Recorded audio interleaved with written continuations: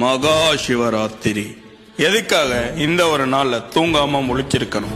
இதுக்கு பின்னாடி இருக்கக்கூடிய அந்த மிஸ்ட்ரி என்ன? ப்ரோ, எனக்கு கடவுள் நம்பிக்கை கிடையாதுன்னு நீங்க சொன்னீங்கன்னா உங்களுக்கும் சேர்த்துதான் இந்த வீடியோ.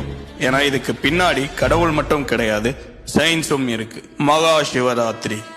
சிவராத்திரி அப்படின்னா என்ன? ஒவ்வொரு மாசமும் தேய்பிரையும் சதுர்த்தியும் வரக்கூடிய அந்த நாள் தான் சிவராத்திரி. மாசி மாசத்துல வரக்கூடிய இந்த ஒரு மகா சிவராத்திரி ரொம்பவே முக்கியமானது. சிவா அப்படின்னா ஒண்ணுமே இல்லைங்கிறது பொருள். ராத்திரி அப்படின்னா இருள்.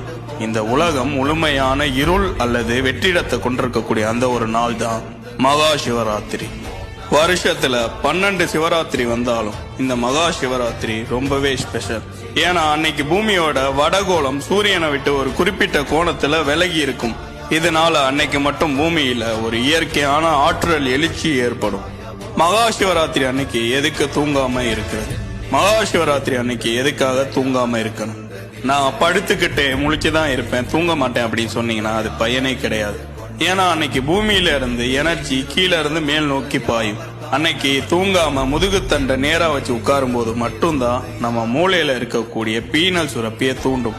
இதுதான் அந்த மூன்றாவது கண் திறக்கிறதுக்கான அறிவியல் ரகசியமும் கூட. இது கடவுளையும் தாண்டி உடல் ஆரோக்கியம் சம்பந்தப்பட்ட ஒரு விஷயம். இதனாலதான் நம்மளோட முன்னோர்கள் மகா சிவராத்திரிங்கிற பேர்ல ரொம்ப நல்ல விஷயத்த பண்ணி வச்சிருக்காங்க. உங்களை எத்தனை பேர் தூங்காம இன்னைக்கு முழிச்சிருக்க போறீங்க? கமெண்ட் பண்ணுங்க. மறக்காம நம்மள ஃபாலோ பண்ணிக்க.